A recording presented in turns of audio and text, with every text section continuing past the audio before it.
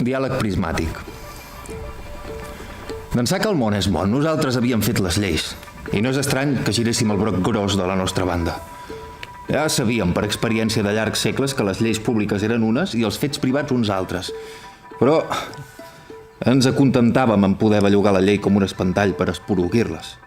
De la mateixa manera que s'amenaça amb les penes de l'infern al pecador perquè pequi el menys possible. Però la guerra ens ha desbaratat el negoci, company. El lucre usurari a costa del parroquià menestrós que havia de caure, bulles o no bulles, a les nostres mans perquè no podia anar a la botiga del costat. Prop de les trinxeres, elles van compartir amb el seu mestre i senyor tots els perills i totes les grandeses de l'heroisme, diguem-ne, professional.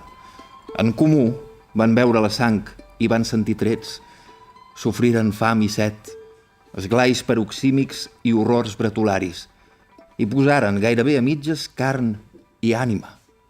Després, lluny de les trinxeres, tingueren, si us plau per força, de manegar-se soles, i van veure que bo i sense l'ajuda tradicional se n'eixien passadorament.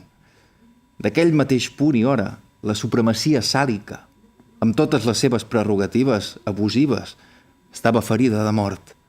Era el colós amb peus de fang. La més bella i decorativa de les teories no pot res contra la realitat dels actes. El fet és terriblement desmoralitzador, terriblement descoratjador. Fas? Senyal que pots. Pots?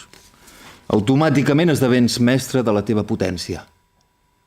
Quan el serf demostrà que podia tant com el senyor, es convertí davant la llei igual a un altre ciutadà. La revolució femenina contra l'esclavatge, contra la supeditació que anys ja forgava orbament a tall de taub pel subsol de la consciència universal, acabava de pujar a flor, d'arribar sobtadament a la llum mercès al cataclisme. Ara ja no és una força orba, sinó una força, senzillament, però amb tots els ets i uts. I aquesta força planteja problemes mai formulats fins ara, que ens imposen la necessitat de solucions també noves de trinca. Quines seran aquestes solucions? Pregunta-ho al temps, únic que podria contestar-te. Per mi tinc que, per sort o per desgràcia, això ens ho diran també més tard. Seran solucions d'equilibri.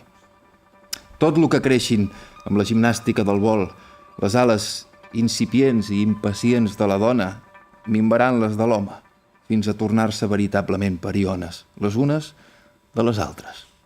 Però, entretant,